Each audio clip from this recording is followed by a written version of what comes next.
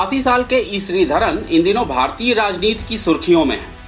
आधी सदी से ज्यादा लंबा वक्त और शानदार करियर की उपलब्धियों वाले ई श्रीधरन मेट्रोमैन के नाम से भी जाने जाते हैं। रिवर्स क्लॉक लगाकर काम करने वाले श्रीधरन हर प्रोजेक्ट को समय से पहले पूरा करके देते हैं। अब उनका नया प्रोजेक्ट राजनीति है। हालांकि इस बार उनके सामने प्रोजेक्ट को लेकर कोई डेडलाइन नहीं है और ना ही रिवर्स क्लॉक वाली नौबत, लेकिन देश उनमें बेहतर भविष्य देख रहा है। शायद उम्मीद यह है कि वो अपनी जादूगरी राजनीति में भी दिखाएंगे। आइए उन जादू के बारे में आपको बताते हैं जो मेट्रोमैन ने किए। दिसंबर 1964 को समुद्री तूफान ने पंबन ब्रिज को तबाह कर दिया था। उस समय ट्रैक पर ट्रेन थी। इस घटना में सैकड़ों लोगों की जान चली गई और ब्रिज के 146 में से 125 गर्डर जलमग्न हो गए। उस वक्त 32 साल के असिस्टेंट इंजीनियर श्रीधरन को ब्रिज बनाने का काम सौंपा गया।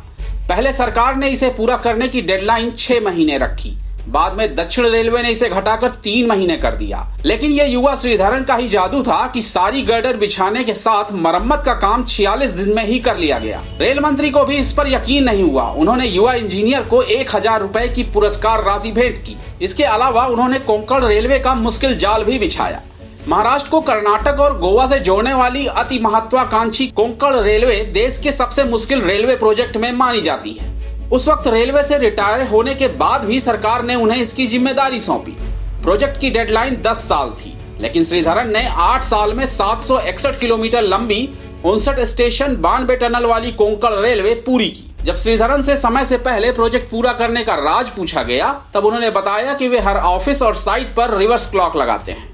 घड़ी डेडलाइन के हिसाब से उल्टी चलती है। इससे लोग जल्दी काम करने के लिए प्रेरित होते हैं। उन्होंने डीएमआरसी में भी यही फॉर्मूला अपनाया और कोच्चि में भी रिवर्स क्लॉक अपने साथ लेकर गए। श्रीधरन कहते हैं कि उन्होंने पूरी जिंदगी में कभी भी 8 घंटे से ज्यादा काम नहीं किया। वह सुबह 4 बजे उठ जाते हैं और 9 बजे से काम शुरू कर देते हैं। रात 9:15 पर वो सो भी जाते हैं। वो कभी भी दफ्तर की फाइल घर लेकर नहीं गए। वह घर जाकर बच्चों को धार्मिक कहानियां सुनाते हैं। वह दफ्तर में अपने सहकर्मियों को हमेशा भगवत गीता तोहफे में देते हैं और इसके संदेश भी पढ़कर सुनाते हैं।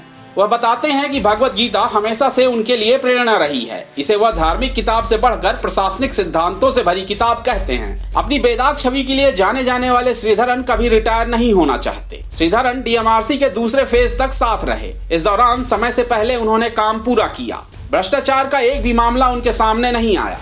यहीं से दुनिया उन्हें मेट्रोमैन के नाम से जानने लगी। श्रीधरन के कारण डीएमआरसी इतना प्रसिद्ध हो गया कि स्टैनफोर्ड, लंदन यूनियन जैसी संस्थाओं के छात्र इसका प्रबंधन देखने आते थे। वह जब डीएमआरसी से रिटायर्ड हुए तो एक कंपनी से उन्हें 20 लाख रुपए महीने पर नौकरी का प्रस्ताव दिया, लेकिन उन्होंने इनकार कर दिया।